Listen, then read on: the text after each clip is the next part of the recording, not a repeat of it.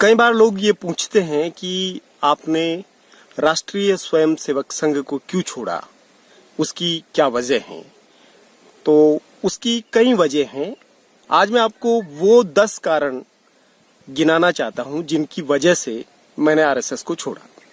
सबसे पहली बात तो ये है कि वो लोग अवैज्ञानिक बातें सिखाते हैं और मेरा सबसे पहला जो उनके साथ एक विद्रोह जो शुरू हुआ, बगावत जो शुरू हुई, वो उन्हीं बातों पर शुरू हुई कि आप जो स्कूल में पढ़ाया जा रहा है और जो आप शाखा में सिखा रहे हैं वो दोनों मेल नहीं खाता है। वहां पर हमें ये सिखाया जा रहा है कि सूर्य आग का गोला है और आप सूर्य नमस्कार करवा रहे हैं और उसको देवता कह रहे हैं, और वो ये भी आप बता रहे हैं कि हनुमान जी इतने पावरफुल थे कि वो सूर्य को निगल गए थे।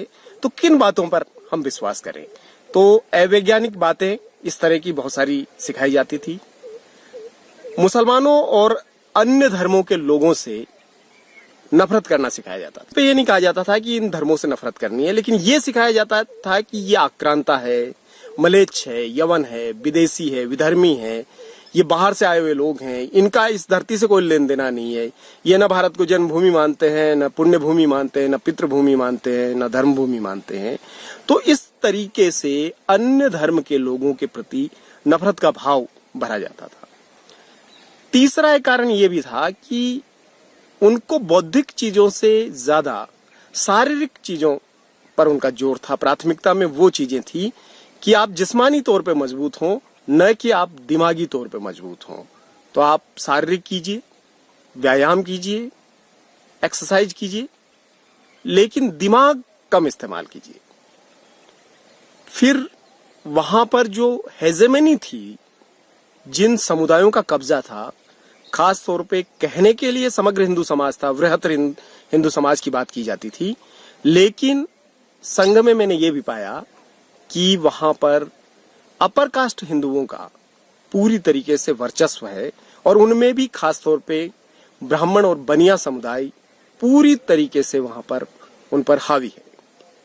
उन्हें विचारकों से बिल्कुल नफरत है। उन्हें केवल प्रचारक चाहिए। जो कुछ नागपुर से कह दिया जाए वैसा का वैसा नीचे तक आना चाहिए, ऐसा उनका भावना रहती है। और संविधान को वो नहीं मानते। उनके लिए मनु महाराज हैं, मनु भगवान हैं, महर्षि मनु हैं, और मनुस्मृति उनका आदर्श ग्रंथ भी है। और शाखाओं में, कार्यक्रमों में, संघ के विभिन्न प्रकार के आयोजनों में ये गीत भी गाया जाता है कि मनुष्य तू महान रे, तू मनु की संतान रे। तो वो मनु को इतना ज्यादा जोर देते हैं और एक तरीके से मनुवादी लोग हैं और जाति को विशिष्टता मानते हैं, वर्णों का पूरी तरीके से समर्थन करते हैं। उनकी कथनी और करनी का फर्क भी मैंने बहुत साफ तौर पे देखा। हम लोगों को मोटिवेट करके, हम लोगों में बलिदानी भावना भर के हमको भेज दिया उन्होंने अयोध्या की तरफ, ट्रेन में बिठा दिया, और हमको मोटिवेट करने वाले लोग या तो भीलवाड़ा ही रह गए या फिर अजमेर तक साथ चले और अजमेर से वापस आ गए। तो वो दूसरों को इन चीजों में झोंक देते हैं और खुद को बचाए रखते हैं। जब भी दंगा फसाद और कुछ चीजें होती है तो संघ के बड़े जो अधिकारी हैं और नेता हैं, उनके बच्चे उसमें शामिल नहीं होते। उनके बच्चे अच्छी अच्छी जगहों पर पढ़ते हैं और वो सामान्य जो स्वयंसेवक होते हैं दूसरे समुदायों के, उनको आगे करते हैं। हिंदी, हिंदू, हिंदुस्तान की बड़ी बातें, लेकिन उनके जो संतानें हैं वो मिशनरी कॉन्वेंट स्कूलों में, अंग्रेजी माध्यम के स्कूलों में पढ़ते हैं और हमें हिंदी के प्रति प्रेम भाव और मातृभाषा और राजभाषा, राष्ट्रभाषा कह करके सारी बातें कही जाती है। एक तरीके से धीरे धीरे वो इतना ब्रेन वॉश कर देते हैं कि कट्टरता पैदा हो जाती है, और इतनी कट्टरता कि आत्म बलिदान की इच्छा होने लगती है।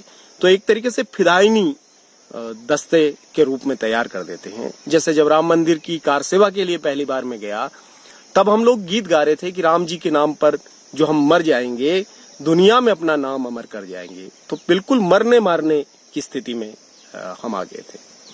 आदर्शों की बातें बहुत होती है, लेकिन उन आदर्शों का आचरण में, व्यवहार में, उन सिद्धांतों को स्वयंसेवक में हमने नहीं देखा।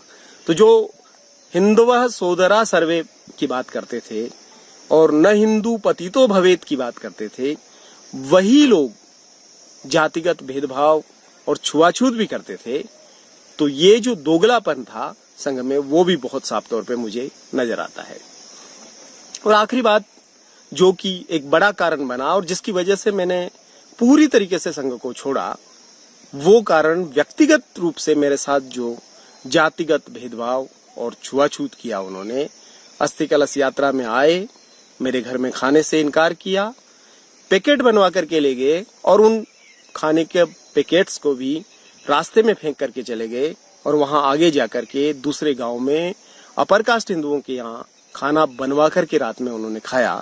और जब इस बात का विरोध मैंने किया, जब इस बात को उठाया, मैंने सवाल पूछा कि ये क्यों किया मेरे साथ, तो उन्होंने उसको सुना ही नहीं, बिल्कुल नजरअंदाज कर दिया और बाद में ये भी कहना शुरू कर दिया कि ये बहुत छोटी सी बात है, बहुत मामूली सी बात है, इसको बतंगड़ नहीं बनाया जाना चाहिए और मैं राष्ट्र सेवा में लगा रहूं, न कि इस तरीके से इधर उधर हो जाऊं।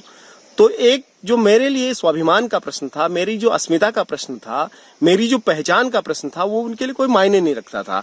उनके लिए वो बहुत छोटी सी बात थी और वो जो बहुत छोटी सी बात थी वो मेरे लिए बहुत बड़ी बात हुई और मैंने उसका पूरा संघर्ष को जारी रखा। और मैंने ये महसूस किया कि उनकी हिंदू हिंदू भाई भाई की बातें महज लफाजी मात्र है, न उनको कोई समरस समाज बनाना है, न समतामूलक समाज बनाना है, न बराबरी लानी है, न संसाधन सबको देने, कोई लेना देना नहीं है।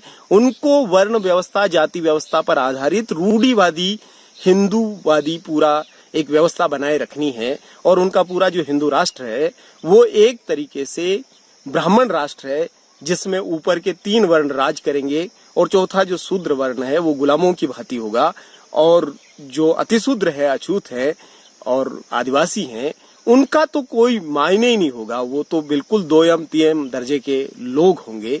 यही पूरा उनका एजेंडा है और उसी दिशा में संघ आगे बढ़ता है। तो जब मैंने इन सब चीजों को समझा, जाना, तो मैं छोड़ करके बाहर आया और मैं अब लोगों को उनकी सच्चाई के बारे में अवगत कराता हूं और बताता हूं कि क्या स्थिति है और उनके झांसे में क्यों नहीं आना चाहिए।